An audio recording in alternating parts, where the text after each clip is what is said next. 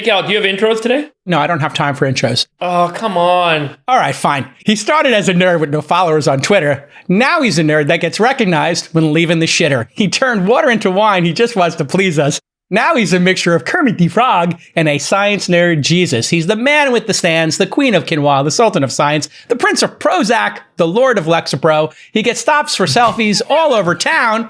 My producer Fee gave him a mental breakdown. The Zoltan of Zoloft, Mr. David Freeberg. It's true. It did give me a breakdown. It did, but you're over it now. You just name dropped 3 SSRIs in that intro. It's incredible. Well, I talked to his psychiatrist. He said he's working on the cocktail. Yeah, save some for me. Oh, you? Speaking of you, he's got very quick wit and impeccable grammar. Known for building beautiful products that don't work. Oh my God. Like Colin and Yammer. He used to invest in SaaS quite a lot. Now he's fighting a brigade of Ukraine bots. He's spending so much time in his bunker, it's starting to get smelly. We see him only 3 times a week, all in Tucker and Megyn Kelly. He'd invest in your startup if you had the knack, but right now he needs that cash for his GOP super PAC. The world's biggest asshole, the Rain Man himself, Mr. David Sachs. Sasshole. That's a repeat joke. That's not... I know, but it kills every time, so I'm going to keep repeating it until you stop laughing. His wardrobe costs so much, he can't get into a scuffle. He bought all his friends with his white truffles. He scaled Facebook to a billy. That wine collection, it's just fucking silly. He's on the world tour meeting with princes and kings. Is he talking luxury sweaters? Or maybe bigger things? The dictator himself, Chamath Palihapitiya. Oh, that was really nice, actually. Well, I mean... I appreciate it. You were obviously trying to get invited to dinner tonight. I'm trying to get off the alternate slide. Alternate list. He's trying to get off the alternate. The email was harsh. 9 was alternate. You would troll me. I know I have a seat. As for me, I'm the world's greatest moderator who can't take a note. Compared to these guys, I'm just a millionaire who's broke. The All-In Summit almost killed us. But we came back from death's door. I knew we peaked when Freeberg took over the dance floor. We love the fans, but we love each other more. Thanks for the first 100, fellas. Here's to 100 more. Really good. Wow. That's really, really good. Look at you touching it. Surprisingly, you came prepared today. First time. After 100 episodes, he finally figured out he has to prepare. So that was the note. Just prepare. Just do your job. Do your job. Do your job. Do your job. Do your unremunerated job. Do your job. Speaking of unremunerated, we heard that somebody's grifting off the pod. Oh, yeah. So good point. What we heard, Sax, is that you got a big care package from Montclair. Yeah, that's true. What? What I think we're all going to declare today is that we all want to wet our beak. And if Montclair sends each of us a care package, we will all wear Montclair gear at episode 101. Montclair's my brand. Go your own brand. Yeah, we decided to... Jamal's got Laura Piano. I got Montclair. You go get Izod or something. I don't know. Izod. Actually, I got Izod too. You're going to have to do... I have Uniqlo. I got Uniqlo. We got Gap Kids for J-Cal.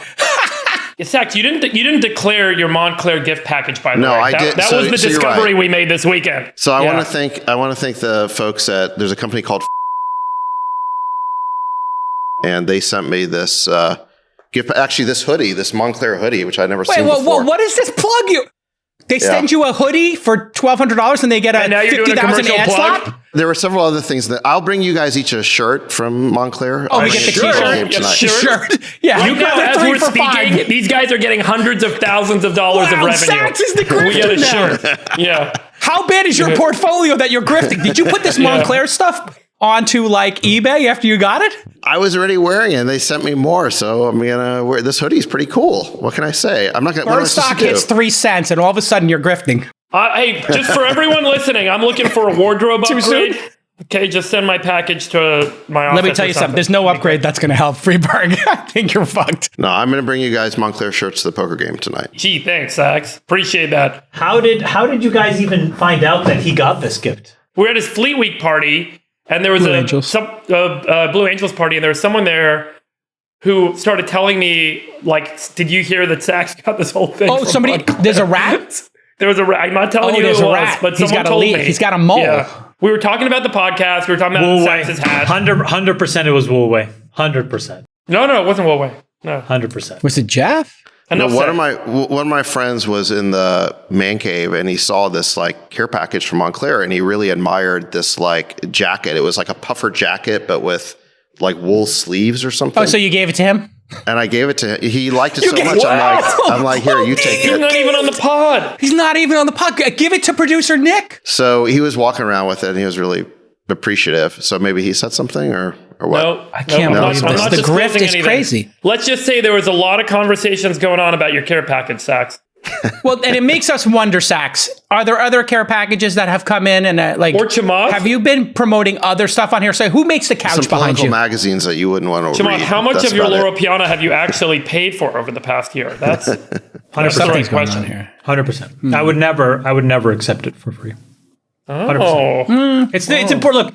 Look, wait, no, all joking aside, it's hard if you're running a clothing business, especially if you're like a small niche provider of stuff. So, you have a responsibility to pay for this stuff, not to grift and get it for free. No, I know. When I was at the Laura Piano store on 57th Street in Manhattan, the 18,000 square foot store, I was thinking the same thing. These poor people, how do they survive? Well, Laura Piano's owned by LVMH, $270 a square foot rent. so maybe How are they Laura making Piano, it? I would These take a poor buck. But purveyors, Friedberg.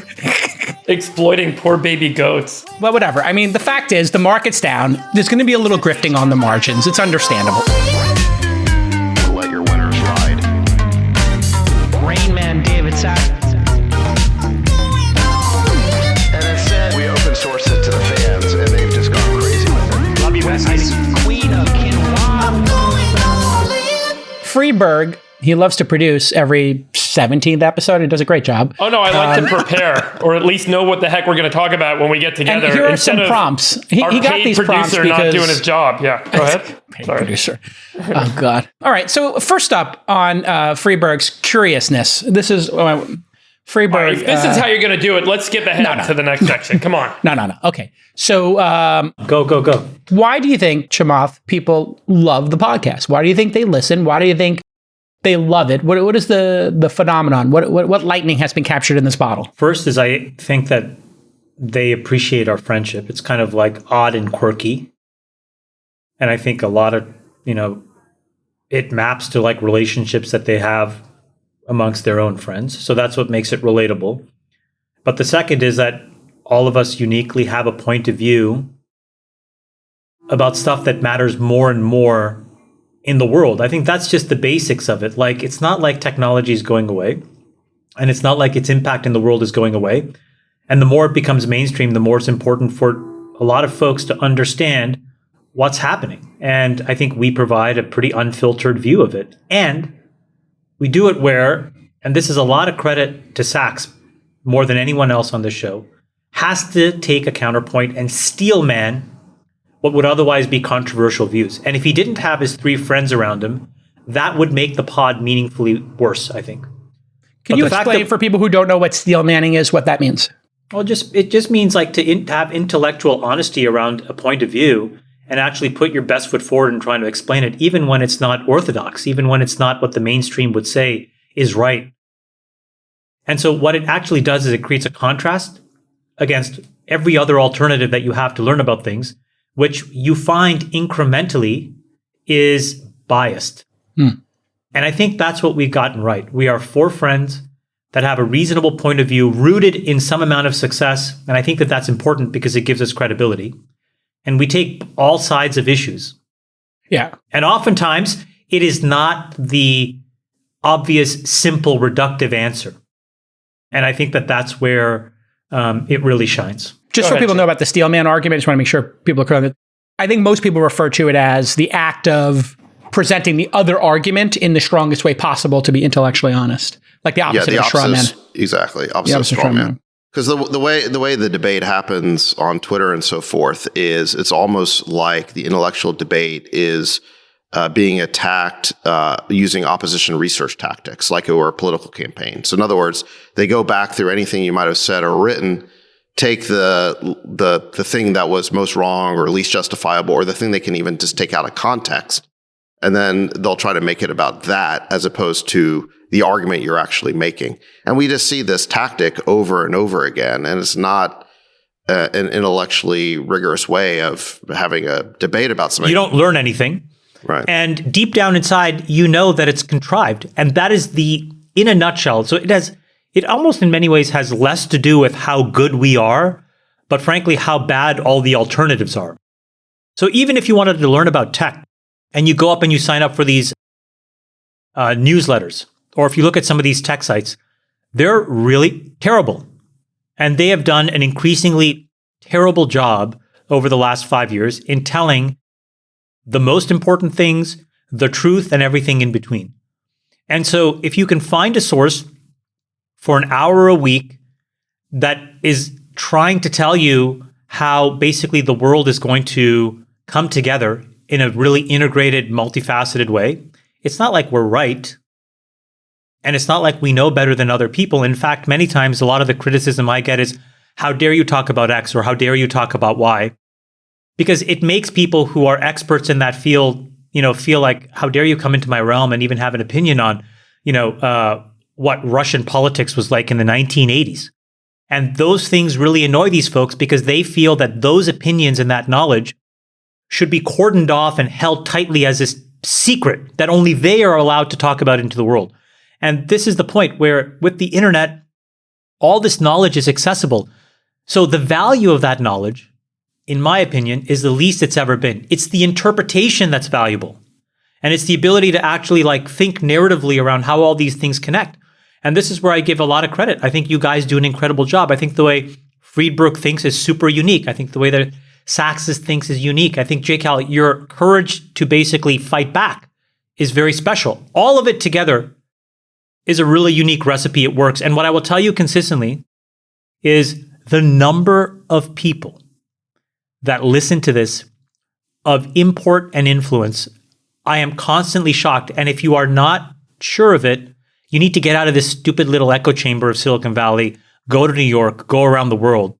And if you're in the right meetings, it's incredible how folks are getting educated using this pod. And I think that's really amazing. Yeah, I think there's been a tendency in what we call media today, historically kind of, communication amongst humans. It was very slow for a communication cycle to go from beginning to end to close because we had print and books and then telegraphs and then telephones and then television and then radio. And the internet, I think, has really changed the cycle, the loop cycle, to the point that, a story iterates and proliferates very quickly. And a lot of people talk about the news cycle being very short nowadays. And what that means is that there is a groupthink approach to resolving to a point of view on what the news is. So the news comes out, everyone iterates on it, they form their point of view, and all of a sudden everyone's on the same point of view. And so there is no room for dissent or debate or discussion because the cycle closes so quickly and everyone coalesces around the same point of view. And nowadays, I think we see not just that unipolar behavior, but we see this bipolar behavior where everyone coalesces on their point of view and how their point of view is the opposite of the other side. And everyone has their own heuristic for what the other side is. There's this populism versus elitism siding. There's this red versus blue siding. There's this us versus them siding, US versus China siding. Everything is now bipolar. And so you very quickly coalesce around what your poll says and what your poll is instructing you to believe. And that is what is fundamentally wrong with how the system is working today. And I think what people find refreshing about a discourse that doesn't succumb to that bipolarity as a standard is that it provides people the ability to have a real rational, out of sync point of view that maybe changes one's point of view and changes one's mind in a meaningful way. And I think that's what's really missing today. And I think maybe sometimes we do a good job and we touch on that. And so that's what I would strive to do, is to always try and avoid that bipolarity on everything. The Zen Buddhists call it dualistic thinking. The human brain and generally the universe seems to evolve into this kind of dualism on everything. And it's not really always the case that there are shades of gray, that there is nuance, that there is a complex dimensionality to things that I think people really, if they take the time to understand, recognize that maybe it's not left and right, maybe it's not elite and populism, maybe it's not all black and white. And that's an important, hopefully, framing that maybe we can bring to light through our diagnosis of what's going on in things right now. Yeah, and I'd like to add to that. I think there's a ton of great journalism going out there. We see it. There's a ton of great Substacks out there. People go deep. There's other great podcasts out there. And right now, it's a tumultuous time for media, journalism, and getting information. And what sources do we actually trust? Who actually is thinking in a crisp way and informing people? And having been a former journalist, when we were journalists, we knew that we would get 10, 20, 30, 40% of a story. We would publish it. And we would try our best. But journalism has changed dramatically in the last 20 years. And I can tell you... Journalism is dead. Sorry. Okay. I'm sorry. There's still some great journalism occurring. It's on the margins. It's irrelevant. And I'll tell you why. Because the facts are known instantaneously on Twitter and through the internet. We don't need people to relay facts. We need people to wrap facts in context and allow us to come to our own conclusions. That's why I think journalism isn't what it used to be. That's why people who are historically journalists struggle, because now they actually have to create context and narrative and have an opinion. But when you publish that into the Wall Street Journal or the New York Times, it becomes very confusing. They don't know that that's what they were supposed to do. That's not what they used to do. That's not how Pulitzer Prizes were historically given out. And that's why everybody then, rants and rails that's about where things. I was kind of going is, if you look at it as journalists, people don't know this, but journalists are being compensated. Their little salaries, in many cases, are based on their follower counts. They're based on what audience they're bringing to the table. And you see this in Substack. Substack just said, we're going to hire the top journalists who have the most followers on Twitter. But you have to change the word so that you change how people think about it. These people are not journalists. These people are opinion makers. Okay. In some cases, they're doing journalism. In some cases, they're not. No. There are some cases where they're actually doing real journalism, Chamath. There are people doing investigative reporting still. It's not the majority of what you see, but it still exists. It's just a much smaller percentage. But putting that aside, if you think about you can't wrap a virtuous blanket around 1,000 people because of the acts of one. I'm not. I said there's a range here. It's a small percentage, but there's still random acts of great journalism. What do you think that percentage is? Of content creation, I put it at 5%. So that's a huge 1 out of number. 20. I'm shocked. Yeah. Anyway, I think it's less than 1%. But let me just finish this one thought here. If you are going to be hired and compensated, and we talk about systems here a lot. So just thinking from first principles, if you're a journalist, if you're a writer, opinion writer, whatever, you produce content for Wall Street Journal, for podcasts, etc. Today, let this sink in. Your follower count is what your book advance is. It's what your compensation is. It's who hires you. Now, if that's the truth, and it's not all the time, but I think the majority of the time. Which is a proof point that your job is not to relay facts. We can get facts from 1,000 sources. Let me finish my thought here. And so then what happens is, how is follower count on Twitter actually derived? How do you get that follower count? By being tribal. And so what's happened is journalists have become tribal. They get big followings. They give spicy takes. They pick a side, and then their compensation follows it. And that's why New York Times said, can we all stop on Twitter? And they literally put an edict out. Then you look at this podcast, I think people look at us as, in their mixture, podcasting long form, taking the time week after week to spend 90 minutes chopping these things up. I think that's what, to the original question, Freeberg, you had, is what people find so great. When people ask me, I say it's really about the fact that there's a friendships here and it's funny, but it's also informative and it's insightful. And at times, as you pointed out, Chamath, random acts of bravery and taking positions that are not popular. And to think that you and Freeberg almost blew this up over a few 100K. I didn't. Oh yeah, no, the two of you equally should share. I wouldn't classify it that way. By the way, I think the point. Here we go. Now the bad feelings are already getting spicy. I have more of an ethical framework, but yeah, that's fine. Go ahead. Even worse. Look at Chamath stirring the pot. Just to chime in on this point, I mean, I think I'm in violent agreement with you guys, but I'd frame it a little differently. I think the reason why people seek out our podcasts and other podcasts and Substacks is, and sort of this kind of independent journalism and are willing to pay for it, is because the mainstream media has become totally devoid of substance. It's as partisan and ideologized as it's ever been. Reporters are extremely ideological. You look at the New York Times, the Washington Post, the major television networks. It's all kind of the same thing. And yeah, there is a little bit of an echo chamber problem in terms of the partisan politics, but the mainstream media is the most ideologized it's ever been. I mean, just to give you one small example that we talked about in the pod, we had 2 quarters of negative GDP growth. which the media has always considered to be the definition of recession. And then all of a sudden they said, no, we can't know what a recession is anymore because they know that'd be a horrible headline for Biden right before the midterm elections. That's more of a partisan version. I think on the, a more ideological version would be just around this Ukraine war. I mean, it's just incredible how biased the coverage is. They don't even present the other side of the story, like let's call it the Mearsheimer take about how we got to this point that we're in. So the American people just aren't being informed at all. We love to talk about how the people of all these other countries are being propagandized by their governments. We never talk about how propagandized the American people are. The media does not present the other side of the story at all on how we got into the Ukraine war and how we're now at the brink of what Biden calls Armageddon. Yeah. So how are we going to get out of it? How are we going to get out of it?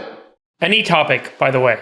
I think this is so true. Was my punch because yeah, so many topics that we see, effectively short formed, and short form meaning it can be presented in a soundbite or on a TikTok clip or in a couple paragraphs where someone's attention span lapses out, always misses the dimensionality that got us to that point. And so there's one perspective, one point of view on one dimension. And the dimension, like Sachs is talking about the time and the history of the dynamics of all the countries and all the people and all the interactions that have happened for the past couple of decades that led up to this moment. But then this moment is taken in its context alone and reclassified as being something that is good versus evil. It completely misses the entire storyline of what happened. It's like going to the end of a fairy tale and saying, here's this moment of what happened, and all the buildup and all the things that occurred are often missing, and all the different sides of the story are missing. And I think that that's really what makes it so difficult today to feel like you can trust authority and that you can trust the media that's presented to you as a consumer, not just in the US or in the West, but around the world, because there's so much that's left out and manipulated and kept away. And what people are waking up to is the fact, as Chamath points out, that so much of that information, the direct information, is available now. And so this investigation, this ability to uncover the data and the storylines and the perspectives that are typically missing from one form of media is making people realize that there's so much that's being left out. The lie of omission. 100%. And I think in this podcast... And that's what's really shocking to people nowadays. And I think that's what makes, maybe to some degree, our conversations a little more appealing. I'll drop to you in a second there, Sachs. But I did see this happen in 3 specific topics that we discussed here. If you remember, we talked about abortion, and we were on that topic very early, and no one wanted to talk. I remember when we started talking about the number of weeks, maybe how Europe looks at this. That wasn't part of the popular conversation. It was always just, are you against choice? Are you for killing babies? It was like a very two-dimensional look at it. Immigration, same thing. Nobody would talk about the numbers. Nobody talked about recruitment. Nobody talked about the point systems used in other countries. It was almost like those basic things were not allowed to be discussed. Why can't the media discuss those nuances? And freedom of speech is, I think, the biggest one, and the search for truth. Nobody wants to talk about the fact that the ACLU used to actually protect unpopular speech. And unpopular speech is, the hardest thing in the world to protect. But how did that become something we can't even talk about now?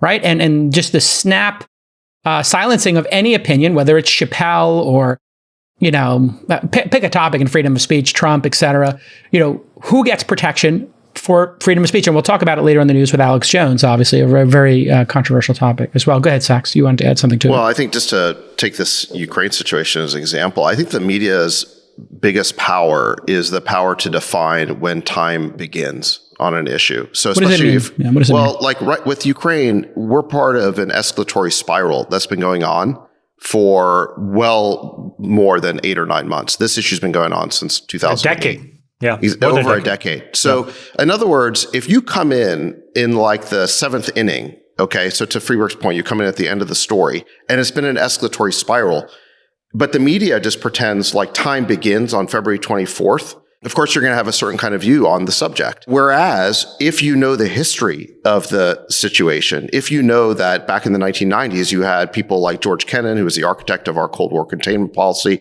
You had William J. Perry, who was Bill Clinton's defense secretary. You had Henry Kissinger. You had John Mearsheimer, all warned that bringing NATO right up to Russia's front porch was extremely provocative to them, that they would see that as a provocation. It would eventually lead to a moment of crisis. when that moment of crisis finally came, we're not told that this was predicted. We're told that anyone who says that this war has anything to do with NATO expansion is basically a Putin apologist and is spouting Putin talking points. All right, let's save some of that for the Ukraine talk we're going to talk about in the news section. I get your point. You could agree or disagree with that take, but the point is the media doesn't even portray it. They really just pick a side, and I think I like your analogy of like just coming in for the last 15 minutes of the game and just describing that. You need to have a deeper discussion of how did we get here? How did we get here on immigration? Why don't we have a point system? Why do we look at people suddenly coming from south of the border differently than we did just 20 years ago? How did that become a politicized issue? What's the right solution here, especially if we can't hire people for basic jobs in the United States? Everybody wants to know this question. What's your you have a favorite moment or a least favorite moment, a great moment in the show history, and then I guess we'll move on maybe to some audience questions here. But let's get this one, because an embarrassing moment, your favorite moment, your least favorite moment, a moment now you look back on and you're particularly proud of. Jamal. I love the cold opens. I think that they are unbelievably human and funny and normalizing. They are by far the best part of the pod, in my opinion. And yeah, that's my absolute favorite part by like miles and miles. Sax, you got a favorite moment other than Ukraine? I know you got Ukraine on the brain. Probably when you started talking like Joe Pesci. The Joe Pesci voice. I can't do it on command. I'm not your monkey, Sax. Don't you talk to me like that. I'm gonna fucking bat in here. No, seriously, you have any other favorite moments? Or things you're particularly proud of, things that people tell you, hey, I love this part of the show. I'm also proud that we were able to air our dirty laundry a little bit in public and still get over ourselves and our own egos, and we're still here. I think that takes a lot of courage and a little bit of maturity that's not in public visibility all the time in the media. So I like that sentiment a lot. I think there's a lot of personal. Yeah, they were uncomfortable about it. I think there's a lot of personal growth that's going on here for everybody involved. Yeah.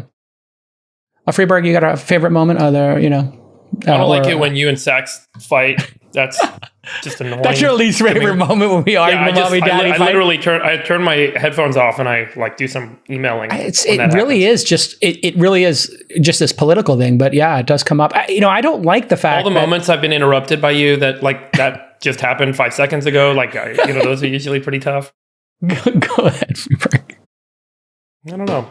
What I did enjoy meeting people at the summit who shared that this has been like a really important thing for them to listen to. I think I was at a Pete's Coffee in the city, and some guy came up to me. This was early when we were doing the podcast, and he was like, listening to you guys has really helped me get through COVID. And he was like locked in his apartment, and he didn't have a lot of friends, and he didn't have a lot of people to talk with. And just being able to hear through, kind of a good conversation around when's this going to end, how's COVID going to, what's going to change in the city, and hearing our friendship really made a big difference for him. And it was actually really interesting. That was off the show, but it made me realize that the show actually is impactful and helpful, and gave me kind of the energy to keep going, even though I've had frustrations in the past. So I don't know. I like those moments a lot, to be honest. That there's real value here for people. I thought the summit was a lot of fun. I had a good time. Well, it's. I think we're steering towards. Summit 2023. That was me stirring the pot a little bit. I think one and done, baby. Steering towards 2023. One and done. Listen, as far as I'm concerned, you do it, you produce it, or you hire a producer. I'll show up. I don't need to make a producer fee. You can do it. You can take the producer fee, whatever it is. All right, guys, I got a couple of questions here from the audience. Do you guys see this list? Yeah, anything we got stand out for you guys? You pick. So here's a question. We got it over email from Nathan. And Nathan said, we know the reason you guys started the pod. What is the motivation of each bestie to continue doing it every week? I ask myself that every week. You and me both. You and me both. That's Sax's therapy. It was therapy yesterday. No, Why am I doing seriously, I'm this? thinking about taking a break. Not because I don't like doing it, but it is time consuming. And I do want time to get back to doing some business writing. I was on a pretty good track to publish a book about SaaS before we started doing the pod. I had written a lot of business blogs. And this is kind of cut into that. Taking a break? What? I don't know. How I'm many thinking about weeks? it because What, 10 weeks? What are you thinking? maybe like a month or something. Yeah. Oh, 4 weeks. Wait, you can Maybe take, that's no 10 big weeks, deal. maybe. I don't know. 4 to 10. All right. I've got like a hopper right now, Brad of like, Gerstner is like doing jumping jacks in his backyard. He's Yeah. like, put me in the game. well, we could do that. I mean, I've got like 5 half-written business blogs in my hopper that I really want to finish. And so I don't know. The show does take a lot of cognitive energy, is what you're saying. It takes a lot of those Does it cycles. take a lot of your time each week, Sax? I mean, as you guys know, the taping is only a couple hours, but then it's just keeping track of all the issues. And then, if I'm preparing takes for this pod, I also turn some of those takes into articles. This is for the cost. Newsweek or the American Conservator or whatever. So I've And been publishing responding. a lot. And responding. And then I'm tweeting takes as I'm coming up with them. This Now is it's my 3 point, days. which is I think the load for Sachs, because he is the most heterodox, is the heaviest. And this is like poorly understood. It's easy to just basically be on the side of the current conventional wisdom or to not have an opinion and to talk about things that are orthogonal. But David is consistently the one that wades into the middle of the ocean. And I can understand why you There's find an it undertow exhausting. there. There's No, an because undertow, he gets dragged under. No, Jason, he has to be more prepared than the rest of us. Yes. Because he is more open to the attacks from all of these nitwits. It's He true. just is. I mean, He just is. every day on Twitter, I'm being told I'm Neville Chamberlain or blah, blah, blah. These are like uninformed nitwits. They're They really the cancer. The cancer of people who comment on Twitter is the following: they suffer from the worst kind of cancer, which is a lack of belief in themselves. And so what they do is they point to other people and try to convince yet more people to not believe in them. But that has nothing to do with anything. It's just misdirection from their core problem, which is they don't believe in themselves. And so, David has to fight all of that stuff off, but he has to fight it off with logic, which must be exhausting. My approach has just been to turn off comments and to not start. This is the single biggest problem, I think, with social media is it's at this heightened point where it's this virulent strain of a lack of belief in oneself that manifests in this hatred that you direct to anybody else that believes in themselves. Interesting theory. Yeah, and I would just to add to that, it's not like I haven't heard any of the arguments that they're making. Oh. I guarantee you they have not heard the arguments I'm making, but 100%. but I've heard all the arguments they're making. 100%. I'm totally familiar with 1938, Munich, Neville Chamberlain, all this kind of stuff. I just don't think that is the correct understanding of what's happening right now. I think the correct historical analogy is either 1914 with World War I and the blank check guarantee, or is 1962, the Cuban Missile Crisis. The people on the other side generally don't understand that. They are just kind of part of this like Twitter mob who's buying into the current thing and whatever they're told by the media. So it is a little bit exhausting. I think that's what people don't realize is, when this thing got very popular, the 2 or 3 days after an episode comes out becomes your texts, your email, your DMs, and your replies become filled, especially Sachs, again. I would encourage you to keep doing this thing and just to turn off comments and don't look back. Yeah, It's hard for the first few weeks, and then you realize 99% of people who comment have nothing important or useful or interesting to say. Like zero, like negative zero. And you forget that there's like 99.999% of the world that just reads your content and couldn't even care about their comments. Yeah, and that's I would focus on what you have to say and ignore all these other Delete Twitter. I agree that would make it less exhausting, but it would still be time consuming. There is a bunch of business blogs I want to get done. So, I mean, I said you take 2 weeks off, you come back and see how you feel. Right. I mean, you can do it week by week too. I mean, just take 1 week off and see it. See how it feels. See to catch up. I think you'll. And then you can do every other week for a month. He'll be back. Of course, he'll be back. Great question from Nathan. Thank you for your participation, Nathan. Next question. I actually like this one. I'm going to pull it out. It's an email question from Juan T. Oh, hey, Juan T. And Juan said, Bill Gurley recently put out a piece explaining how this might be as good a time as in a decade to build a company. How are you guys seeing your own portfolio companies trying to take advantage of this situation? And I guess I'll add, do you guys agree? And how do you think about this as a moment for company building? I could take that one. I am seeing a lot of the companies that had done a great job raising a round, seed round, Series A, never got product market fit. Now wrap it up, right? They're shutting down. They're doing the wind down process. And then we're seeing lists of very talented people, and I've talked about this before on the show, the consolidation of talent behind the winning ideas, the experiments that actually worked, products that got some traction, are now having an easier time hiring talent. And so to Bill's point, he's got a lot more experience in this than the four of us put together, is absolutely right. When you build in this down market, yeah, it's harder to raise money, of course, but talent is what makes great products, and products that delight customers get the flywheel going. And if you survive through this and you have that talent, you're not going to face 20 copycats and there's not 50 new products coming out a day. People have more time to actually engage and try a product, which they've been burnt out on. And the peanut butter spreading, we got this thin layer of peanut butter talent. Now it's getting consolidated in the winners. So absolutely a great time for 5 CEOs and founders, or 10 founders across 5 companies, to consolidate down to 2, do those tuck-in acquisitions and get focused and build really good teams and cut the weakest people on the teams. There's a lot of weak talent that have been overpaid and aren't actually contributing to these teams, and they need to get cut, and then you pull in the all-stars. It's a fantastic time. He's 100% right. If you look back in history since 2000, all of the best performing funds of all times were the ones that were formed right in the middle of the downturns, 03, 08, 09. These are the vintages that have always been the best. And what that means, it's a proxy for investing, which is it's the hardest time right now. It's when you have the shakiest hand when you're writing the check, but it'll probably be where all of the real money is made, or the real generational wealth, both for the entrepreneurs who have the courage to start and the investors who have the courage to invest.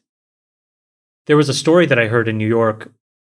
I was talking to a really well-known hedge fund or family office, and they were talking about how they were meeting with a CEO of a fintech unicorn, very well-known fintech unicorn. And they said they left the meeting and they said, this person had an unbelievable disrespect for money. And it was the most arrogant interaction that they had ever heard. And they said, under no circumstances would we invest in this guy and this company at any price. And, lo and behold, a year later, that company is now visibly going through a bunch of hiccups. And it just reminds me that, Jason, we've always had 2 problems when times are good.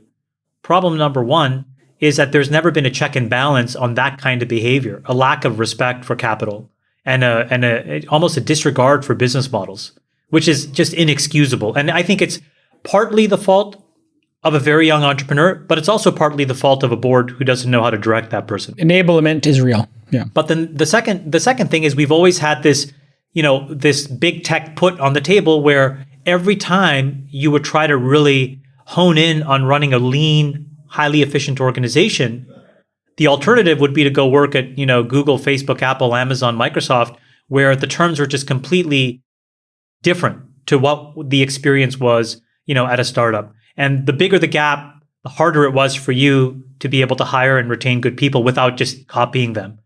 And now that that's also coming off the table, that is a key moment. So Gurley is 100% right. There is no longer the big tech put. Those are the generals that are about to get shot over the next 8 to 12 months, in my opinion, in the public markets, in terms of market cap and employment and perks. And then second is that these really thoughtful investors who felt pretty deeply disrespected will now be able to call the shots. And these founders will have to come back hat in hand and either apologize or just completely find a different religion. And I think in that, you'll have a lot of amazing opportunities to build companies. I think it's well said. Sachs, what are you seeing? Yeah, I think that's right. I mean, look, when times are as frothy as they were, a lot of bad ideas get funded and there's a lot of bad behavior that occurs. I don't think all of it's intentional. Some of it is just the lack of discipline that when capital is just so freely available, people were building their businesses in ways that were optimizing solely for one variable, which was top line growth. They just weren't paying enough attention to gross margins or burn. And when you then have a downturn and capital is not so available, you have to build your business in a much more capital efficient way. And you can't create fake businesses where you're buying growth that's not economically justified, where you've got negative unit economics around the growth. So I think that this downturn is going to create a shakeout. It's going to weed out bad ideas, bad practices, a lack of Bad sort boards. of focus, bad boards, and also one trick or ponies. no boards. Bad allocators. One trick ponies. There's just a lot of one trick ponies out there who've optimized growth but don't have a real business, and it's going to require entrepreneurs to play sort of more like multivariable calculus or math, not just single variable. It is extremely difficult to convert TVPI to DPI. The value, paper values into actual distributions, and that takes a skilled hand. And I think that a lot of young folks were hired into venture that fundamentally did not know what they were doing. They've neither ever built a company or helped build a company or actually learned how to generate returns. But they became very good at buying, free call options on companies. I remember like a lot of people, the way that these young people, I remember I heard a story that you would sell against Gurley, right? So let's just say you were trying to do a deal and Bill gives you a term sheet from Benchmark and you get, somebody else. The young folks were like, oh, Bill's too negative and he doesn't get it.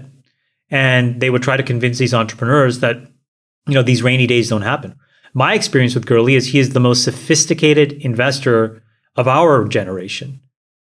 And what I mean by that is, he was trained as an equity analyst that really understood business models and cost of capital. And so in a moment like this, the way that Gurley would help you on a board is meaningfully more important than how some, middling VP at some rando startup who's now a, junior partner at a venture firm, because that person has literally no clue. And so these companies are going to go through a very difficult moment, which again is the reason why a good steady hand who knows what they're doing will make a ton of money in this next cycle. And for people who don't know TVPI, let me just give you a quick definition. This is the total value divided by the paid-in capital. So total value is distributions, like, hey, here's your Robinhood stock, here's your Uber stock, here's cash, plus the net asset value. What's that? Fancy word for the value of the shares of the companies that haven't had an exit. And so you divide those two numbers, you get a ratio, 1.5, 1.2, et cetera.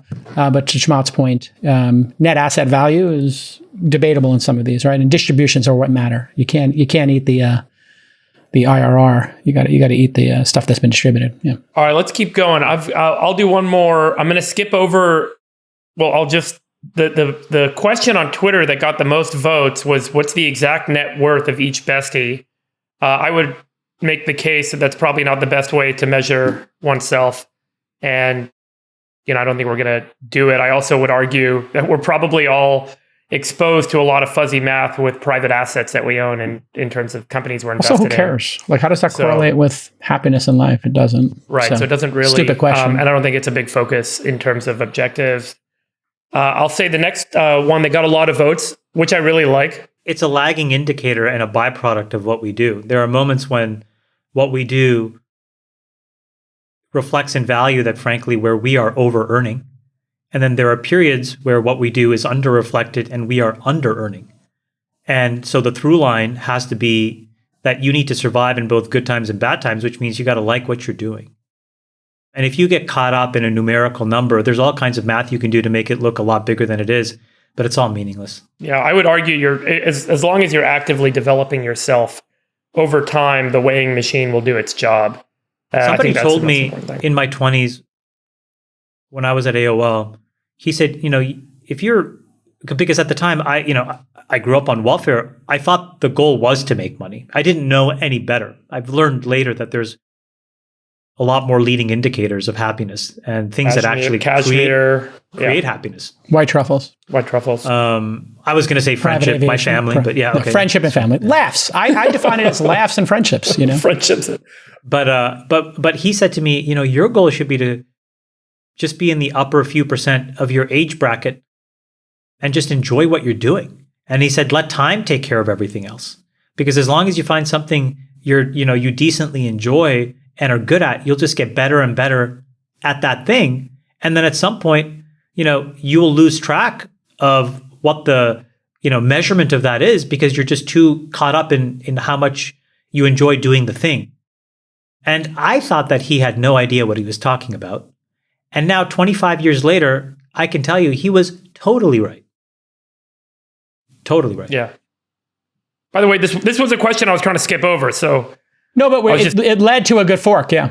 Okay. What is happiness? Yeah. Yeah. I think after, observing outcomes for 25 years in tech, what I would say is that if you're smart, hardworking, don't have behaviors that sabotage yourself and, take intelligent risks, you will be successful in this business. I mean, technology is such a wind at your backs. It's such an engine of wealth creation. How can you not do well? But the exact magnitude of how well you do, I think it is substantially affected by timing. And, like if you were employee, whatever number X at Google, you're going to do better than most founders, even of a unicorn company. And when you found your company and then when you exit, what the market is doing, those things have a huge impact on the magnitude. So, whether you end up being, a billionaire, a centimillionaire, a decamillionaire, whatever you want to, those things are very affected by timing and chance, but not whether you're going to be successful at a substantial level. And so just, be smart, be hardworking, don't sabotage yourself, get into tech and you will do well. And Trust the process.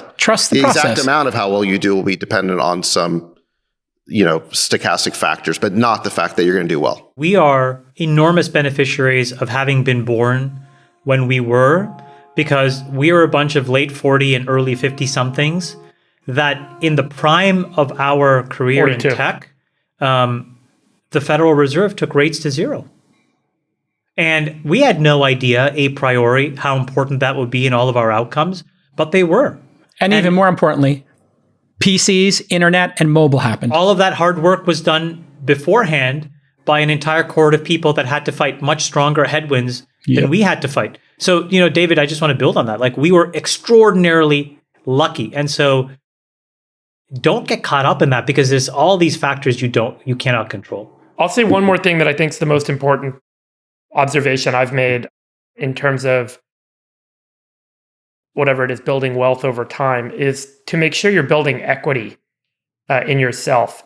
If you're in a services business and every day, and whether that's serving the clients of the company you work for or just serving clients on behalf of yourself, and everything you do is a transaction, and that transaction doesn't build on itself, doesn't compound value in some way, then you're missing out on an opportunity. Every year that goes by that you're earning income where you're not building equity is a non-compounding year. And it's compounding equity value that I think ultimately pays off for you as an individual. And I can give a lot of examples of this, but if you're in let's say a brokerage business and you just do deals, and you might have a good year, you might have a bad year. The real question you need to ask yourself is, what is compounding? Are you growing a client base? Are you growing your skill set? Are you next year able to do more things or have more options than you had this year? And if the number of options you have is declining or is static every year, then you're limiting your equity value, and that ultimately will translate into limited wealth creation. Can I chime in on that point around equity? So yeah. When I discovered what equity was, this was when I was in law school, and actually the guy who explained it to me was Antonio Gracias. A light bulb really went off for me because my dad is a doctor and I was on a path to becoming a lawyer. And in both those cases, you're a professional, and the way you get paid is you more or less charge an hourly rate. And so the amount of money you can make is capped, right? Just take the number of hours in the day and in the week, multiply it by your rate, and that's the most money you can make in a year. And the difference between that and equity is with equity, you own a piece of a business, and that business could be ultimately worth, any amount. And so your equity could therefore be worth virtually any amount. And so you're uncapped. And so just, if you want to have outsized success, you have to have equity in something. I think that is exactly right. If you're just basically working for wages, even if you are the best at what you do and you get paid an insane hourly rate, you can be successful, but you're not going to be uncapped. And so that's the beauty of Silicon Valley is all these companies offer equity to everybody. And it's not just shares in something. You can actually get equity and create leverage in your life in this era more than any human has ever had in any era prior because of software and computing and automation. You can create a website that prints cash for you every day if you wanted to. You can create a service that you get leverage out of, and there's equity value in that. And I think that's really key because then you can go build another one, and you're building value over time. And that's just the most simplistic example of how technology today provides leverage that can really allow anyone to pursue a path of equity. And I think you make a good point about what are you getting leverage off of? Yeah. So there's a bunch of different things you can get leverage off. It used to be labor, right? It's not right. anymore. So the old way was leverage off labor. And I guess if you were to own like a consulting firm or like some sort of factory, then the more people you have working, the more money you'd make. The other way would be like you can get leverage off capital, like a fund manager, or you can get leverage off of technology because software can basically create these super scaled outcomes. So you need to figure out like what is it you're getting leverage off of. Yeah. I'll do the last one, which I thought was a really good question, and it got a lot of votes from Marcos Ortiz. If you had to start from scratch, no money, no connections, only the knowledge you have right now and $100, what would you build in 2022? I would build something in energy transition or in life sciences. With $100? Yeah. I would build a startup incubator venture fund of some type. A way to fund entrepreneurs and just be a capital allocator much earlier in my career. I would create a B2B software company that actually I'm already creating it. So I haven't unveiled it yet, but there's something I'm incubating right now. Go, David, go. Whoa, where's the bet week? Wait. Wet my you wet beak. your beak. What is going on here? I haven't gotten the subscription Have documents. you raised money sir? for it? No, I have not raised money yet. When I raise money, you guys can I have not gotten my subscription invest. documents, sir. You could think of this idea as Yammer 2.0. So JCal, you're not in because you criticized Yammer, but It was a joke. I let you win TechCrunch 50. I put the fucking fix in for you. David, just to put my pitch in, I ran AIM and ICQ, helped Facebook, was an investor in Yammer, was the Series A investor in Slack, so I'm ready for you. yeah, you were there for us when we needed you back at Yammer days, unlike JCal. What are you talking about? Your wife came to my wife and they were like, Sachs has to win TechCrunch 50. Let me in, Sachs. Let me in. When I do the round, you guys are in. Let me in. Let me lead it. Let us do 1 the million. pre-round Give me 1 round. million. We want to do the pre-round round. Pre-round. Thank you. Did you just agree on TV? Yes. Well, hold on, there's one thing you have to do, which is you've got to rip out Slack and use this instead. Yes, I don't use 100%. I will start the all-in just so you know, community. But I'm going to be very honest with you. The day I left Facebook, I stopped using it. The day we distributed Slack, stopped using it. So don't worry about me. I am ready. I am 100% aligned with you. I'm all in. Absolutely. All right, let's do the show. Let's do the show. Freeberg, you didn't answer that question. What would you do? Well, actually, I would get some water vaporizers, and then I would get some molecules, and I would make a new super protein that was made out of... Okay, sorry. Keep going. I like it. I think it would be something with a protein slurry. You'd make some kind of steak that tastes better than steak. Slurry. It's some sort of protein. I would definitely build a business again. I think the challenge is as you move past that stage in your career where you have the willingness and the time to be 120% building one product every day. It's really hard to go back to that. And I think if I was in a position again where I had no money and had no I think that's the key part of the question, not the $100 part. Yeah, I think I would go back to building something. I do think the intersection of life sciences with software creates this era of opportunity. It would probably be something in the realm of AI, ML meets life sciences, where you can actually work in a leveraged way with software to drive outcomes in these important markets. So I would actually create Freeberg and I could have been co-founders. We could have started something. Yeah, maybe we can still. Oh, not too late. Here we go. The co-founders. Sachs, we'll let you in the pre-round if you let us in your pre-round. Okay, sounds good. There we go. All right, JCal, you want to take us forward? Should we go forward? Okay, let's see what's on the docket. We've got Russia's invasion of Ukraine. You had Biden last week saying we're facing the risk of Armageddon. How is that not the top story? Go, Saxy-poo, go take it. All right, here we go. Let me just cue it up for Sachs. Biden last week said we're facing risk of Armageddon. That's your tee up. Okay, here we go. And then Leon Panetta let's tee it up, JCal. Everyone knows what's going on. Then you have Leon Panetta, who was the former Secretary of Defense and Director of Central Intelligence, wrote an op-ed for Politico saying that intelligence analysts have now raised the probability of a use of a tactical nuclear weapon in Ukraine from 1 to 5% at the beginning of the war to 20 to 25% now, is what he says. So, and I don't think he'd be saying that if this wasn't pretty much conventional wisdom in Washington now. I mean, Panetta is sort of a very respectable figure in the Beltway. And so Biden said it, right? For the first time 2 weeks ago. Biden said that we're facing the most dangerous situation and the highest risk of nuclear war since the Cuban Missile Crisis. He called it the risk of Armageddon. The problem is that nobody is willing to say what we should be doing differently to avoid this situation. So, people are always attacking us for having a point of view on foreign policy. First of all, this affects us. I don't know why we're not allowed to have a point of view. But, in our business thinking, where there's an existential issue, you have the attitude of drop everything and figure this out. If somebody told you that there's a 25% chance of your company blowing up, maybe in the next few weeks, you would drop everything and focus on that problem. But it's like, after the Armageddon comments, it's like the media just passed over it. It's like, oh, this is like crazy Biden or whatever. It was minimized. It was contextualized. The White House walked it back. Nobody's really focusing on this and what we should be doing differently. And in fact, what Panetta recommends, and Petraeus said the same thing, is that if Russia uses a attack nuke in Ukraine, then we should respond by attacking Russia directly. Now, if we do that, we are literally in World War III. And remember, at the beginning of the war, Biden was really clear that we weren't going to get directly involved. He vetoed the idea correctly of the no-fly zone, which would have required us to shoot down Russian planes.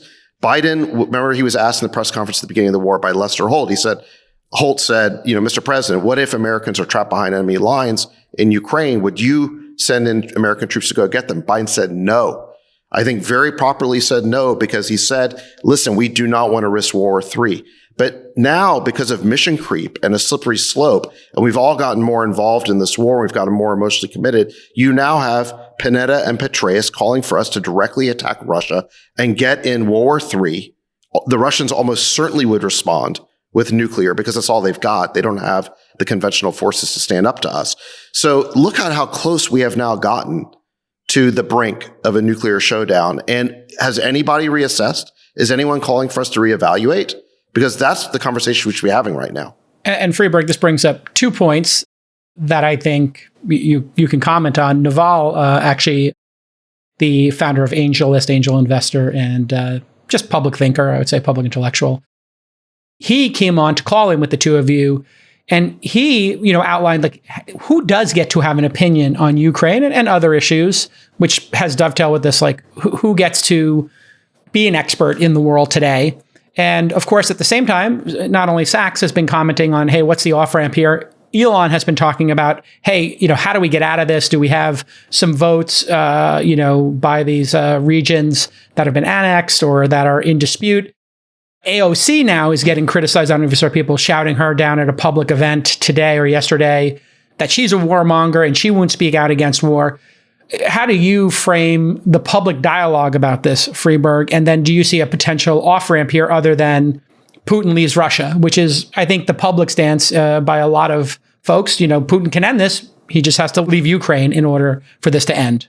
So 2 questions there for you, Freeberg. It's very hard to have good dialogue about any situation where an argument could be made on the grounds of morality in an absolute sense, making it really difficult to have a discourse around what the right thing to do is, because you don't agree fundamentally on the objective you're shooting for. One side says the objective is to preserve the integrity of democracy and the freedom of people. And the other side says the objective should be to secure the interests of the West and the United States and preserve the world from nuclear holocaust. I think that's what makes this a challenging conversation. The objective can be reframed, and then from that objective, each side can make their own case without being forced to take in the point of view of the other side. And it's why we're at a bit of a standstill. And it's also why it's so easy to get swept up in a mass point of view, a coalesced point of view of the masses that makes one feel good about what may end up being a very bad situation. It feels good to say, I'm doing this for freedom of the people. I'm doing this to save lives. And at the end of the day, it may cause a nuclear war. And it's okay because I feel good going into this debate that this is the right thing. It's the morally superior thing to do. What's very hard is that we can't actually say, as a group, our objective should be to preserve the integrity of democracies around the world to an extent. And that's a nuanced point of view. To an extent means I'm willing to preserve the democracies through certain actions, but I'm not willing to cross a certain line. And absolutism doesn't need to come into play. That's what I think is making this such a very difficult conversation. And it's why it's so hard to actually have a conversation around it. And it's really, I would argue, the most poignant and the most dramatic moment in what we talked about earlier, which is this deep-seated kind of, bipolarity. And once you're sitting on your pole, you don't want to come off. And you don't realize that so much of the dialogue is in this middle. And we have to come to some point of view that maybe this isn't about an absolute outcome. It's not absolutely going to be nuclear war. And it's not absolutely going to be the end of democracy. There's some conversation in the middle that's very difficult to have. And people that work somewhere in the world, hopefully, ambassadors, foreign policy people, State Department people, hopefully are having the more nuanced, critical conversation about how do we resolve to the maximal outcome that doesn't necessarily take us to an absolute end. Chamath, to that point, it's going to be an imperfect outcome here. I think this is much, much simpler than all of this. Leon Panetta is a senior counselor to this defense contracting agency called Beacon Global Strategies, who works on behalf of Raytheon. I found that out while Friedberg was talking in a 2-second Google search. I suspect that if you looked for Petraeus's conflicts of interest, you would find that through some Byzantine set of, strategic consulting organizations and whatnot, he also works on behalf of the defense industry. So you have these people who will generate more revenue and more profit if there is a massive war. And those people have been trying to push us into a land war in Europe since this whole thing started. And so this is just yet another attempt. It's just the most final way of doing it. So I would just encourage people, whenever you see all these folks clamoring for war, is just to keep in mind that they are riddled with conflict and that you can find it out. Again, this information is sitting in plain sight on the internet, and you can figure out whether this person is really advocating a truth that makes sense, or they're getting paid to shill a revenue-generating mechanism for some part of the military-industrial. Sachs, how much of this is people talking their book being the military-industrial complex in your mind? I think that's a big part of it. I think all of these Washington think tanks are funded by defense contractors. I think it's short-sighted, obviously, because if it leads to a nuclear war, there's not going to be a defense industry. There won't be anything left. So, but look, I think that Washington is wired for war in part because there's a huge lobby for it, for all these defense contractors. And what's the lobby for peace? I mean, there's no one really arguing for peace. Speaking of this, Elon. No, I'll tell you what's lobbying for peace. And I'm going to connect what may seem two disparate ideas together.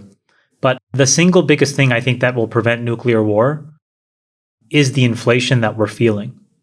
And the reason is because it allows the Fed, in my opinion, for the first time really in the last 15 years, to act properly. And if they hold the line and they take interest rates to 4 or 5%, I think one non-obvious outcome of all of that is that it becomes extremely expensive, next to impossible, to finance military adventurism abroad. And that's a practical economic outcrop of really, meaningfully high rates greater than zero. And so I actually think the reality is that for a lot of these governments, the more that inflation sticks around, the stickier it is, the higher rates are in general, the bigger the problems at home are, and the less prone they're going to be likely. I actually think that explains the escalation of this rhetoric, because people want to try to make this issue and put it on the table. But you understand that, these folks don't say it's a 90% likelihood. They go from 1% to 25%, which, if you understand probabilities, is effectively a left tail risk that's effectively the same.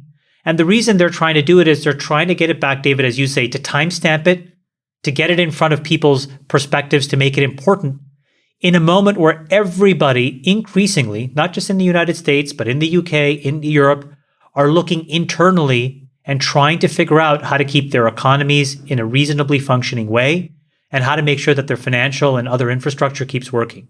So you're saying... And that is not necessarily a priority when rates are zero. But when rates are 4%, I mean, just by the way, if you guys saw what happened today, it was the competing of two narratives this week.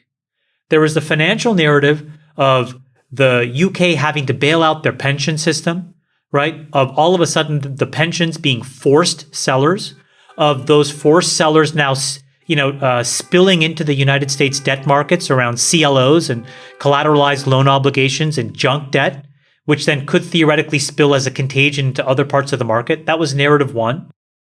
And all of that, by the way, is a result of hiding inflation and the, Fed moving up rates and, other countries being forced to attack inflation with higher rates and creating all these dislocations. Narrative one. Versus narrative two, which is, hey, all of a sudden we have to put the nuclear risk on the table. And if you actually saw the print that was spilled, the disproportionate amount of the rhetoric actually focused on the former narrative and not the latter. And so I think that that's why these folks are escalating the rhetoric in order to kind of create an equality so that they get enough print on that version of the outcome. What you're saying is you have the world saying, we can't afford to have this conflict. We are broke. We've got too many chaotic issues. I think the world is saying, we are increasingly under enormous domestic pressure. And as a result, we cannot spend on things abroad. We can't afford this.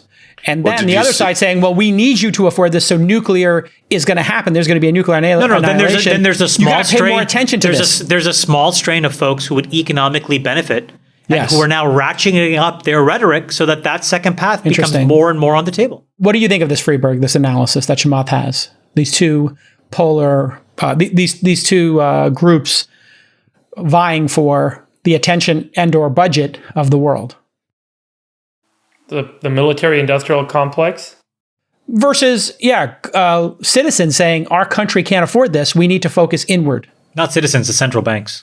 Okay, but I think the central bank's influenced by citizens, right? Like this is a system here we're talking about. People are, watching their pensions go away. They're watching jobs get cut. If I was a betting man, I would guess that the next $500 billion to $1 trillion that is spent in Western world economies will be to subsidize something that's broken internally inside of one of our countries, whether it's the UK pension system or whether it's the high yield credit markets, and it will not be to finance military adventurism in Russia. People, just to underscore that point. So there's an article today in the Washington Post about how the U.S. government's debt service is going to be around $570 billion this year, which is a 45% increase.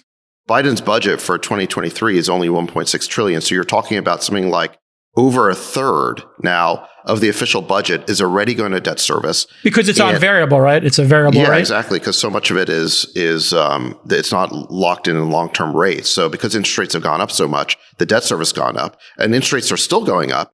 And so, Druckenmiller had those points around how the debt service is within a decade is going to eat up practically the whole federal budget.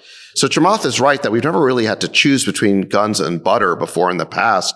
It was just, let's just do both and we'll rack up more national debt. I do think there will be more and more pressure to question this type of spending and why we've already given Ukraine $80 billion in handouts when we can't afford to basically pay for, major entitlements at home. So I think there'll be more pressure. Now, I don't know if that pressure is going to come in time, though, to de-escalate this Ukraine war. It's not. And that's what concerns me. And just to cut to the chase on this, I think where the rubber meets the road on Ukraine is Crimea. And why? Because the Russians have a major naval base there at Sevastopol. It's the home of the Black Sea Fleet.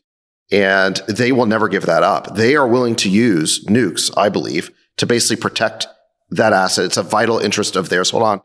80% of the population of Crimea, they're Russian, and 3/4 of them, according to polling that was done by Gallup and by a German polling firm, so not Russian polls, indicated that they see themselves as Russian and want to be part of Russia. So if we supported self-determination, we'd be fine with Crimea being part of Russia. But here's the rub. Ukrainian nationalism demands that every square inch of Crimea goes back to Ukraine, and it is State Department policy right now that we will never recognize Crimea as being Russian. We'll never recognize the annexation, which happened back in 2014.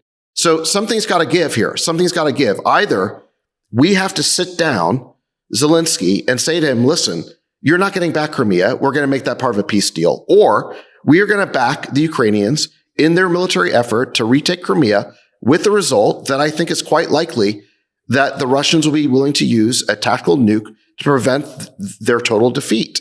So at some point, we're going to have to choose here. Which of these outcomes do you want? Do you want to basically go for a negotiated settlement, which means telling the Ukrainians they cannot have everything they want? Or do you really want to risk a nuclear war to take back Crimea, which is Russian, and the people there see themselves as Russian? So we need to make a choice here. Yeah. So Elon put out a tweet and got savaged for it. And he outlined sort of what you're saying here. So do you think his plan, he said, redo elections of annexed regions under UN supervision, Russia leaves if that is the will of the people. And then he says Crimea, formerly part of Russia, as it's been since 1783, water supply to Crimea assured. As you're saying, Ukraine remains neutral. Should the West force Ukraine to accept these type of terms, essentially elections, and I don't know why Crimea wouldn't be part of that election process, do you think UN supervised elections in those regions should occur and we should force Zelensky to do that? Sachs? He who pays the piper calls the tune. Of course, we need to have a point of view on how this war should be resolved. Should we force him to do that? Listen, it's not about force. They can fight on and do whatever they want as long as they want. Hold on, without American weapons. That's what I just said. Without American weapons. So you think he should do that? We should pull the American weapons if he doesn't. Yeah. If Zelensky wants our weapons and support, which appear to be infinite, we should not give him a blank check guarantee. The blank check is what started World War I. The German Kaiser gave Austria a blank check guarantee, and it led to World War I. That is how great powers get pulled into the wars of minor powers. And we absolutely have to have a point of view on how we do not get pulled into this. And I think one of our lines should be that we are not going to fund the Ukrainians in retaking Crimea. Got it. So just to clear this so we can move on to the next topic, you're in support of not giving further weapon support to the Ukraine unless they negotiate this. It's not going to come to that. We need to have a point of view on how this war gets resolved. But you are in support of that, stopping our support if they don't sit down and negotiate a settlement here. That's what you would do.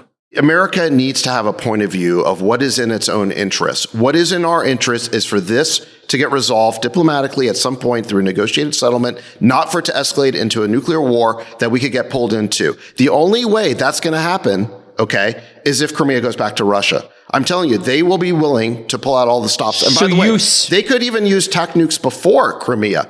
But can you answer the question, though, that I asked 3 times? Would you remove American support in weapons if they don't accept that? If Ukraine doesn't accept that, would you be comfortable taking away our support in weapons? I don't think it's going to come to that, but yes, we should be willing to threaten that. Okay, yes. That's it. I'm just trying to get you to answer that one question. Hold on a second. They are a client state of the U.S. They do not call the shots. We're America. We call the shots. We're the big dog here. All right. That's the bottom line. All right. And you really want to get pulled into a nuclear war? Because I do not. I just wanted you to answer that one question. We should pull our weapons if they don't. Let's get real. Okay. This is about our future. You know, we are American nationalists. At least I am. I'm not a Ukrainian nationalist. I support self-rule. I think we accomplished something by preventing Kiev from getting toppled. But I want to support self-rule for the people of Crimea. It's time for a settlement in Sax's mind. I think the most important thing that we can all be thankful for, which I think will prevent a lot of wars in the next 10 or 20 years, is inflation and non-zero interest rates. It's just going to be really tough. Like, for example, the UK cannot do anything right now other than make sure that they have foreign currency reserves to back up the pound, which they don't really have that much. They're going to need money to bail out their pension system. Whoever thought it was a good idea to allow pensions to run levered risk it's obviously insane. Could you imagine if it turned out that the teachers' pensions and the firefighters' pensions in America were running levered long? I mean, they are. They're not. This has to get resolved now. It's just we're at a breaking point. No. Yeah, it's clear. You know what a pension is? I know. I'm not trying some fancy. It's just a dead instrument. No. I'm saying that's all it is. I'm saying don't use some fancy intellectual argument. I'm saying practically speaking, the treasurer is not allowed to call Goldman Sachs and say, I'm going to run 2 turns of leverage on this money. That is not allowed to happen in the United States. Okay. I get in some fancy way it could be thought of as levered long with, all kinds of indirection, but that is not how the world works today, practically speaking. It is how the UK works. A treasurer in a UK pension system is allowed to call an investment bank and actually run levered. That is insane. Okay? So my point is, when rates are non-zero, all of that jig is up. Governments are forced to batten down the hatches and, husband cash for God knows what will break in the system. And I think that is, and as disruptive as that is, it may actually be the bulwark against war. The jig is up, folks. I think that's what we should take away from this is we can't afford this, and the United States is funding it. We have to force a settlement here, and it would be a profile of courage. And that may be the silver lining of inflation. Okay, Andy Jassy's had an all-hands meeting. Amazon is freezing hiring for corporate roles in its retail business. Almost 90 VPs or higher level execs have left Amazon since 2021. Earlier this week, there was an all-hands presentation, and the slides were leaked to Business Insider. Some of them, constraints breed resourcefulness, self-sufficiency, and innovation. There are no extra points for growing headcount, budget size, or fixed expense. The slide instructed employees to accomplish more with less. Sounds familiar. Sounds like something the U.S. needs to do and foreign policy needs to do. Amazon leadership team urged employees to double down on frugality. Jassy also spoke in the meeting. Just a couple of quotes, and then I'll get your thoughts, Chamath. It's on a lot of people's minds, and of course, none of us know for sure what's going to happen, but there are a lot of signs that point to this being a difficult and rough economy ahead of us, and I don't know how long that'll last.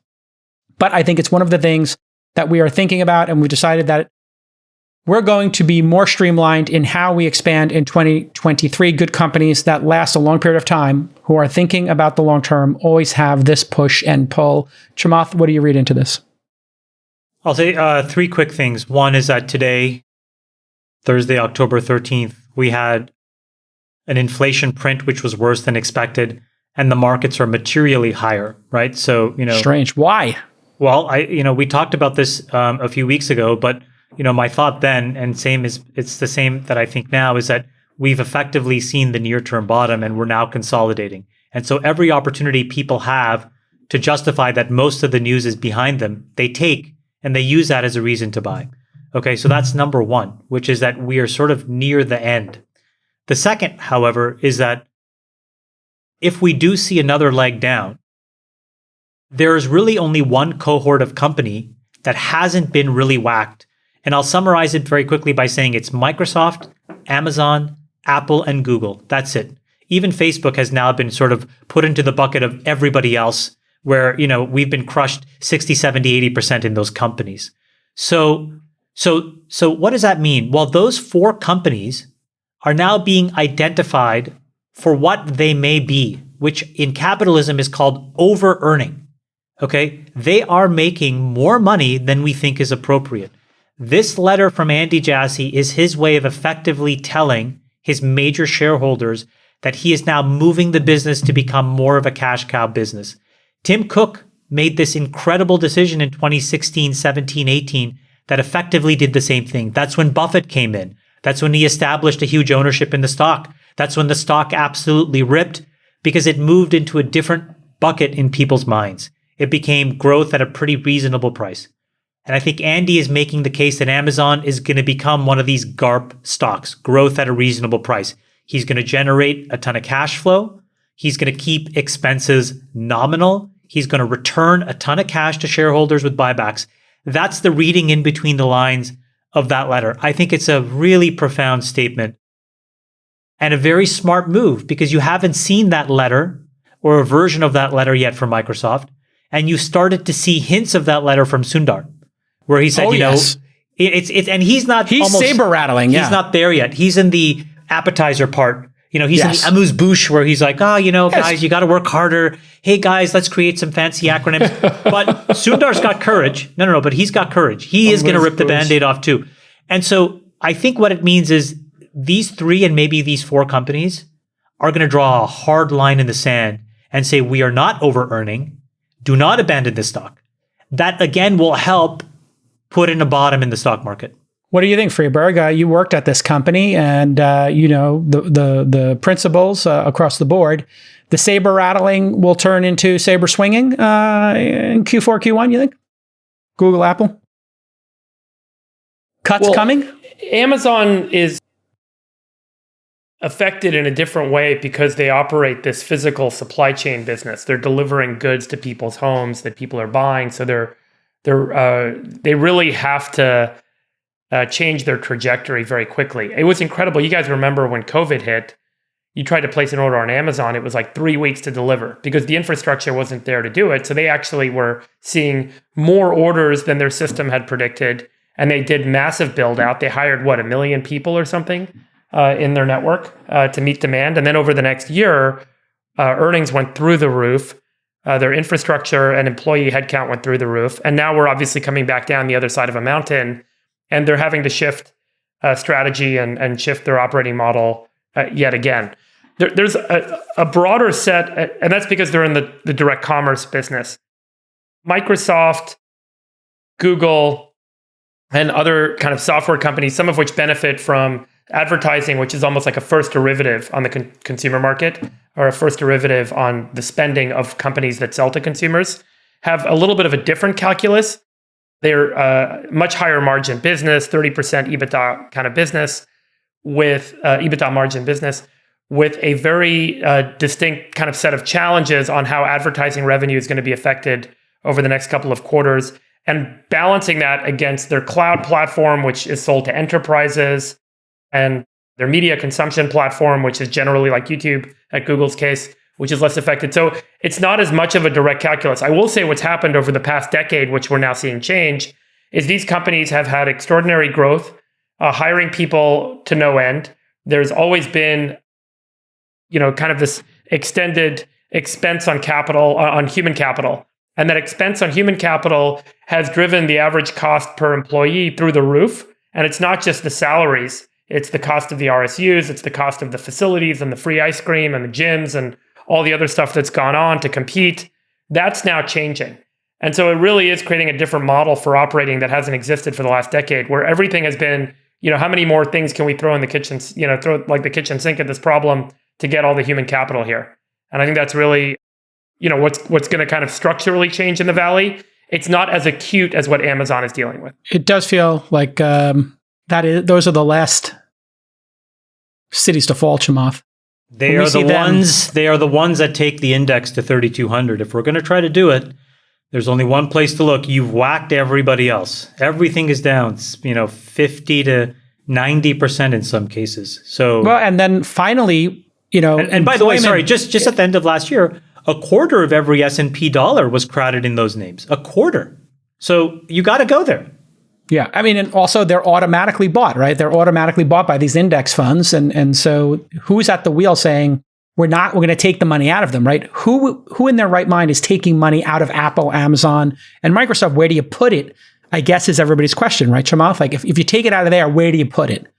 Well, no, I think it's just that when you have patterns of selling, typically, as I've seen it, my experience is that initially it's the algorithms that really start to push a market in a direction. Then you have, the more traditional fund complexes, that's the hedge funds and the long onlys, they follow suit. And then the last group tends to be retail. And it works in reverse the other way as well. And so, obviously there's exceptions to all of these, but as a general rule. So if retail starts bailing on Amazon and they are right now. And Apple, yeah. They are sellers now. But so again, now time to buy it, right? But again, this is where sort of organized capital now is finding a bottom. Again, like when you start to shake, just think about the psychology of like being delivered bad news after bad news. You go through the cycles, right? There's denial, there's anger, there's depression, there's bargaining. But then at some point there's acceptance. And in that acceptance phase, you're like, yeah, you're right, things are bad. But when you see a market rally into a print like this, it's really, really interesting psychological turning point. As a proof point to what you're saying, Sachs, Chamath, and Sachs, I want to get your comment on this. Venture capital firms like Sequoia, Excel, and others that have now changed their status as, just private companies, but also dabbling in public, are buying public equities, which basically means they see more opportunity in public, underpriced tech stocks, growth stocks, et cetera, than they do in late stage private companies, correct? And you saw the Wall Street Journal story, I'm assuming, Sachs? Yeah, I saw that. What do you read? What's your read into that? Is it overblown or is it indicative of something? I think it's probably overblown because Sequoia created that fund. That is a hedge fund. And Andreessen Horowitz became a registered investment advisor so they could buy public securities. So look, I don't think most venture funds are all of a sudden investing in public markets. We aren't even allowed to do that as far as I know, nor would we ever try to. So I think probably it's exaggerated. You have to give up Sachs your VC exemption, but you could do it. You could do it, yeah. Yeah. I mean, we wouldn't want to, but it's kind of the point. But look, I can't explain why the market did what it did today. It could have, like Chamath said, it could have been some sort of algorithmic, buying or selling. But I just think that the overall news today the economic news was just another really bad report. I mean, just look at these headlines from the New York Times today. Okay, I'm going to read you the headlines on a single sort of scrolling page here. Number one, inflation came in much faster than expected. Bad news for the Fed. Takeaways from another painful inflation report. 3, disappointing inflation data keeps Democrats on defense ahead of midterm elections. 4, food prices climb again, weighing on household budgets. 5, rent inflation remained tepid, a troubling sign. 6, used car prices aren't declining as much as economists had hoped. Slow down. 7, give Friedberg a chance to take some Xanax. Take his Xanax, Friedberg. Yeah. Gas prices fall slightly, but overall energy costs are soon expected to rise. And 8, retirees are getting an 8.7% Social Security cost of living raise, the biggest in decades. I guess that one is sort of positive, but it's like literally negative headline after negative headline totally. In the New York Times. But can I reinterpret that for you? I think the way to think about it is this gives the Fed the resolve it needs. It's going to go by 75. It's probably going to go another 75. We're going to have rates by 4 to 4.50 to 5%, probably within Q1, which means if you're trying to figure out where the bottom is, it's roughly nowish. And so that's why you see smart money, David, shaking this thing off and starting to enter the market. And so again, and the other version interpretation is when rates are 4 or 5%, the cost of servicing United States debt is so meaningful as a percentage of their budget, the incremental spend that they would need to make to enter a new war is too much, I think. I love this point. We're weaving all these things together. Do we want? Yeah, well, look, right. So on the economics page of the New York Times, it's just disastrous headline after disastrous headline. Then you turn to the foreign policy page. You got Tom Friedman writing a column here saying we are suddenly taking on China and Russia at the same time. And Tom Friedman historically has been a huge hawk. And he is even saying... He's saying pump the brakes. Yeah, pump on the brakes. Never fight Russia and China at the same time. Yeah. So he says we are in uncharted waters. I just hope these are not our new forever wars. It's like, whoa. So basically, look, our economic base, our economy is crumbling at home at the same time that we are doing unprecedented saber rattling abroad. This does not compute. We need to take a time out here. My prediction, no mention of Iran. But my prediction is that we will not enter a new war with rates flexing up as aggressively as they are. I love it. I love weaving these two stories together. I think it makes a lot of sense. We didn't have time for Alex Jones, but we'll save that for another episode. Gentlemen, I think it's our best episode ever. It's an honor and a privilege to spend this hour or so with you every week. I love you like brothers. And it's been a great 100 episodes. I look forward to 100 more. Sachs, if you need a mental health break, talk to Friedberg's psychiatrist. No. He's got him doped up. David will be back next Friday. I just want to say... Turn off replies, David. Don't read your replies. Get off of that. I just want to say how much I love you guys, and I'm really proud of what we've created, and I'm really excited to get to the next 100. And I'll see you guys tonight. I'll break out the white truffle. You want to keep going? That's the news today? I'm in for a hundy. I'm in for a hundy. I love you, Sachs. I will say that Jake Howe's moderation's been a lot better since he got brigaded. That is his way of saying he'll see you next Friday. All right, everybody, let's see it. It's been 100 episodes. I love you, Chamath. I love you, Friedberg. Let's see if we can get Sachs to do it. It's been 100 episodes. He hasn't said it yet, but I love you, Sachs. Davids, are you coming tonight? Saxy, are you coming tonight? Yeah, I'll come. You're coming? Oh, wait. Let me check. I'll get back to you offline. Oh, Jesus Christ, God, Jesus. All right, but hold on a second. Sachs, I love you. So let's see if we get him to say it. Okay, I love you. Back at you. That's 2. Going around the horn. Back at you. Friedberg, can you say I love you too? Can you say I love you? I see you. I see David, you. I love you. What did you tell Coolio? Friedberg, I love you. I appreciate you. Oh, you appreciate. Okay, we got to back at you, and I appreciate you. You guys, that's 100, baby. That's 100. We'll see you for episode 2. I love you too, Chamath. I'll see you tonight. Bye. We'll let your winners ride. Rain Man, David Sachs. And instead, we open source it to the fans, and they've just gone